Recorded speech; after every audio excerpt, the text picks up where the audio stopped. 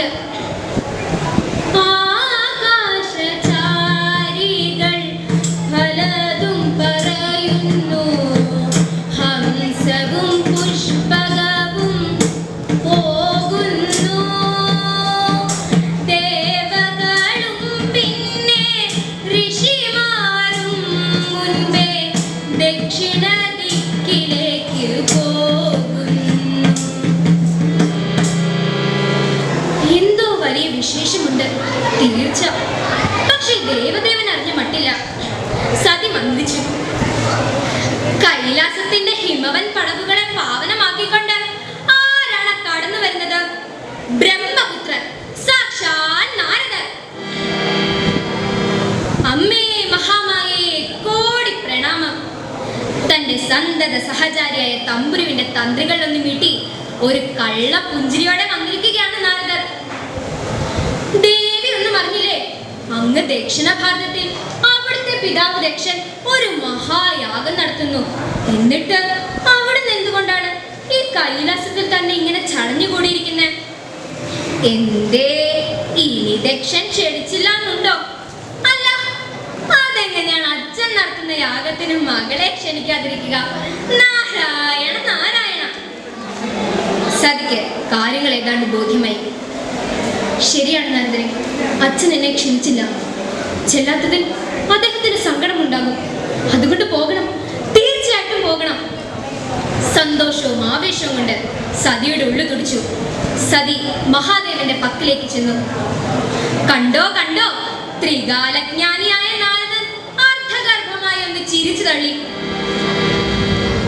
മഹാദേവന്റെ സമീപമെത്തിയ ദേവി അദ്ദേഹത്തിന്റെ കാൽ തൊട്ട് വന്ദിച്ച ശേഷം പറഞ്ഞു, പ്രഭു, ഞാൻ ഈ കൈലാസത്തിലെത്തിയിട്ട് ഒരുപാട് നാളുകളായി.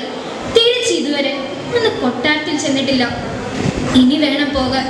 പിതാവിന് ദേഷ്യം കാണും. മാതാവിന്റെ കാര്യം പിന്നെ പറയുകയേ വേണ്ട. ഞാൻ ചെന്നിട്ട് വേണം എല്ലാവരെയും സമാധാനിപ്പിക്കാൻ. അതിന് ആ യാഗം ഒരു നിമിത്തം മാത്രം. അതുകൊണ്ട് പോകണം. ഭഗവാൻ കണ്ണുകൾ തുറന്നു. അദ്ദേഹം ഒരു ചെറു പുഞ്ചിരിയോടെ ദേവിയോട് പറഞ്ഞു, സതി, സത്രത്തിനാരും ക്ഷണിച്ചില്ല നമ്മളെ. മാനം കെടുത്തുക ആണു ലക്ഷ്യം. ദേവിക്കു ദക്ഷനിന്നച്ഛനാണെങ്കിലും, ദേവിക്കു ദക്ഷനിന്നച്ഛനാണെങ്കിലും ദക്ഷനെനിക്കെന്നും വൈരിയല്ലേ. മുറിവുണ്ടായ ആ മുറിവുണങ്ങും. മഴ ഉപയോഗിച്ച് മരം വെട്ടിമുറിച്ച മറ്റൊരു മഴയിൽ അത് പൊട്ടിക്കിളക്കും. പക്ഷേ അവിടുത്തെ കടും വചനങ്ങൾ കൊണ്ടുണ്ടാകുന്ന മുറിവിന് എന്ത് പരിഹാരമാണുള്ളത്? ദേവദേവൻ പറയുന്ന കേട്ടില്ലേ, അച്ഛൻ ക്ഷണിച്ചില്ല പോലും അപമാനം ഉണ്ടാകുമത്രേ. അച്ഛൻ ക്ഷണിച്ചില്ലെങ്കിൽ എന്താ, ഞാൻ ക്ഷണിക്കുന്നു. ഞാൻ അദ്ദേഹത്തിന്റെ മകളല്ലേ, എനിക്ക് പോകണം, തീർച്ചയായിട്ടും പോകണം. ദേവി, അവിടുത്തെ ഇച്ഛയ്ക്ക് ഞാൻ എതിരല്ല. പക്ഷേ ക്ഷണിക്കാത്ത യാഗത്തിന് ചെന്ന് അപമാനിതയായി മടങ്ങുന്നത് ഒട്ടും ശരിയല്ല. അപമാനം അത് മരണത്തെക്കാൾ നീചമാണ്. അവിടുന്ന് എന്താണെന്ന് വെച്ചാൽ ചെയ്തുകൊള്ളും. സതി ചിന്തിച്ചു, തികച്ചും മാനുഷിക ഭാവത്തിൽ. ഒടുവിൽ പോകുവാൻ തന്നെ തീരുമാനിച്ചു. അത്ര സാധാരണമായിരുന്നില്ല പരാശക്തിയുടെ യാത്ര. അത് ദർശിക്കുവാനായി മുനിമാരും വൈരികളും പാതയോരങ്ങളിൽ കാത്തുനിന്നു. അത്ര മഹത്തരമാണ് ആ ദർശനം. ജഗദീശ്വരി ദേവി പരമേശ്വരി, അടിയങ്ങൾക്ക് അനുഗ്രഹദായിനി നീ. ദർശന സൗഭാഗ്യമൊന്നേ മതി, പരാശക്തി കൃപാമോക്ഷദ. അതാ ദക്ഷിണ ഭാരതത്തിലെ അതിമനോഹരമായ യജ്ഞശാലയിലേക്ക് സതി പ്രവേശിച്ചു. കണ്ടവർ എഴുന്നേറ്റ് നിന്നു. മുനിമാർ ദണ്ഡ നമസ്കാരം അർപ്പിച്ചു. ദേവകൾ സ്തുതിഗീതം പാടുന്നു. അവിടെ കർമ്മനിരതരായിരുന്ന ദക്ഷന്റെ അനുചരന്മാർ ദേവിയെ കണ്ടു കഴിഞ്ഞു. വന്നല്ലോ മൂദേവി, പിച്ചെടുക്കാൻ വന്നതാണോ കാമിനി? അതെ, അവർ ദേവിയെ പരിഹസിക്കുകയാണ്. പിച്ചയെടുക്കുവാൻ വന്നതോ കാമിനി,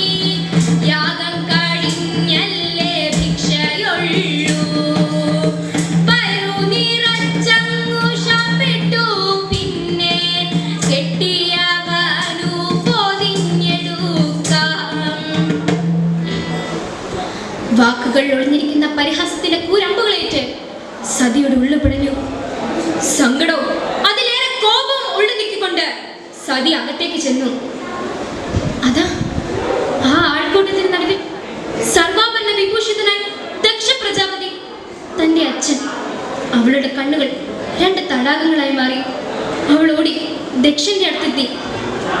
അച്ഛാ, ഞാൻ വന്നു അച്ഛാ, അച്ഛന്റെ മകൾ വന്നു അച്ഛാ, കടക്ക് പുറത്ത്. ആര് ക്ഷണിച്ചു നിന്നെ? ആര് പറഞ്ഞു നിന്നോട് ഇവിടെ വരാൻ? കണ്ട തെണ്ടി പെണ്ണുങ്ങൾക്ക് കയറി തിരങ്ങാനുള്ളതല്ല ദക്ഷന്റെ യജ്ഞശാല. അച്ഛൻ, ഞാൻ അച്ഛനോ? ആരുടെ അച്ഛൻ?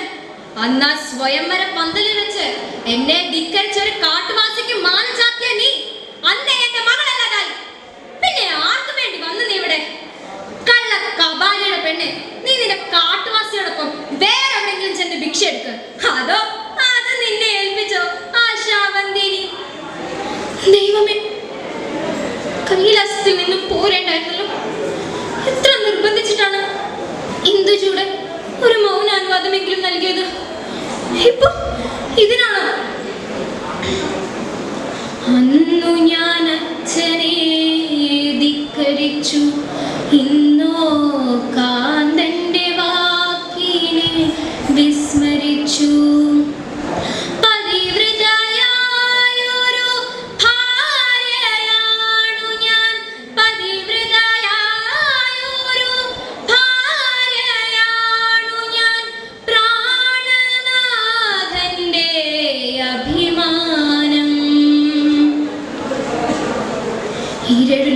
സാക്ഷിയായിരിക്കും ഈ സദസ്സിൽ വെച്ച് താൻ മൂലം ഇതാ മഹാദേവൻ അപമാനിക്കപ്പെടുന്നു. അപമാനം അത് മരണത്തെക്കാൾ നീചമാണെന്ന പ്രാണനാഥന്റെ വാക്കുകൾ ഒരു വാൾമുന പോലെ ദേവിയുടെ ഹൃദയത്തെ ശിഥിലമാക്കി. ഇല്ല, ഇനി കൈലാസത്തിലേക്ക് തിരിച്ചു പോകാനാവില്ല. ഒരു മടക്കയാത്രയില്ല. പരാശക്തിയുടെ ചൈതന്യം ആ മുഖത്ത് 1000 സൂര്യഗോളങ്ങളെ പോലെ പ്രകാശിച്ചു. ആർക്കും ഒന്നും ചെയ്യുവാൻ കഴിയുന്നതിന് മുമ്പേ സതി ആ തീകുണ്ടത്തിലെ അഗ്നിയിലേക്ക് എടുത്തു ചാടി.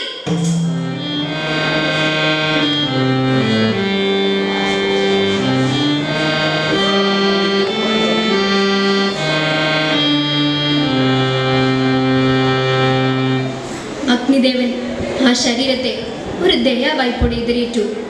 അങ്ങ് ദൂരെ കൈലാസത്തിൽ ഒരു വെള്ളിടി വെട്ടി ഭഗവാൻ സംഹാരത്തിനായി തന്റെ ജഡമുടി വലിച്ചു നിലത്തടിച്ചു. വീരഭദ്രൻ ഒരു ഭീകര സത്വം ദക്ഷനോട് പകരം വീട്ടണം. വീരഭദ്രൻ അലറി. മഹാദേവന്റെ ക്രോധം അടങ്ങിയില്ല. നൃത്തം, സംഹാര നൃത്തം. സർവചരാചരങ്ങളും കിടിലം കൊള്ളുന്നു. ഭൂമി തലകീഴായി മറിയുന്നു. അലമാലകൾ ആകാശത്തിൽ ഉയർന്നു പോകെ. അതാ മഹാദേവന്റെ തൃക്കണ്ണിൽ നിന്നും മറ്റൊരു ഭീകര രൂപം, ഭദ്രകാളി. മഹാദേവന്റെ ക്രോധം ഉച്ചസ്ഥായിലായി. യജ്ഞശാലയിലെത്തിയ വീരഭദ്രൻ സംഘവും അവിടെ തകർത്തെറിഞ്ഞു. ആർക്കും ഇല്ലിനി രക്ഷ. കയ്യിൽ കിട്ടിയവരെ വലിച്ചു പറിച്ചു. കൈകാലുകൾ ചവച്ചു തുപ്പി. എങ്ങു നിന്നോ പാഞ്ഞെത്തിയ നന്ദികേശൻ ഏവരുടെ കണ്ണുകൾ കുത്തിപ്പൊട്ടിച്ചു. അതാ വീരനായ ദക്ഷ പ്രജാപതി ഒടുവിൽ വീരഭദ്രന്റെ പിടിയിൽ അമർന്നു കഴിഞ്ഞു. ഏവരും നോക്കി നിൽക്കെ ദക്ഷശിരസ് ആകാശത്തിൽ ഉയർന്നു താഴ്ന്നു. ചുവന്ന രക്തം ചീറ്റിത്തെറിച്ചു. ഭദ്രകാളി ആ ചുടുരക്തം കുടുകുടാന്ന് കുടിച്ചു. ദക്ഷശിരസ് ഹോമകുണ്ടത്തിലേക്ക് എറിയപ്പെട്ടു. ആ യജ്ഞശാലയാകെ ഒരു ചോരക്കളമായി മാറി. ഒരു മഹായാഗത്തിന്റെ ദയനീയ പതനം. യാഗം ഇതുവരെ പൂർത്തിയായിട്ടില്ല. അത് സർവനാശമാണ്. എല്ലാവരും ചിന്താകുലരായി. ഒടുവിൽ ഏവരും ചെന്ന് മഹാദേവനെ കണ്ടു. മഹാപ്രഭു, മഹാസത്രം പാതി വഴിക്ക് മുടങ്ങിയിരിക്കുന്നു. അത് സർവനാശമാണ്. എത്ര രൗദ്രം പ്രകടിപ്പിച്ചാലും കാരുണ്യം നിറഞ്ഞ മനസ്സാണ് ദേവദേവന്റേത്. മഹാദേവൻ കോപം വെടിഞ്ഞ് യജ്ഞശാലയിലെത്തി. അവിടെ സമർപ്പിക്കാൻ വെച്ച ഒരാടിന്റെ തല ദക്ഷന് നൽകി. അജമുഖ ദക്ഷൻ. അങ്ങനെ ത്രിമൂർത്തി സാന്നിധ്യത്തിൽ ആ യാഗം പൂർത്തിയായി. പക്ഷേ തന്റെ പ്രാണസഖി സതി പോയി മറിഞ്ഞ മഹാദേവൻ പാടെ തകർന്നുപോയി. 100 വർഷങ്ങൾ കാത്തിരുന്നു സതി പാർവതിയായി പുനർജനിക്കാൻ. പിന്നീട് ഈ പ്രപഞ്ചം അതിസുന്ദര പ്രേമമതൊന്നല്ലോ, പരപ്പ നമ്മെ പാലമൃദൂട്ടും പാർവണ ശശിബിംബം. പാടിയതുപോലെ അനശ്വര പ്രേമത്തിന്റെ നൂലിഴകളിൽ ബന്ധിതമാകട്ടെ ഈ ലോകവും. ഒരൊറ്റ മതമുണ്ടു